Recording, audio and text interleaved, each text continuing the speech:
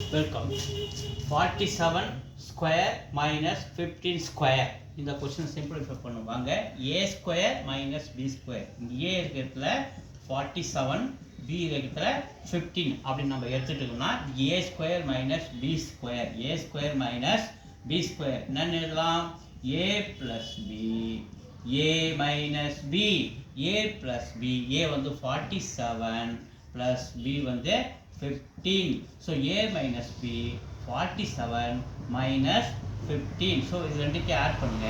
நமக்கு என்ன கிடைக்குது? 7 12 மீன் 1 62 bracket 47 minus 15. 7ல 5 போச்சுன்னா 2, 4ல 1 போச்சுன்னா 3, 32. 62 into 32.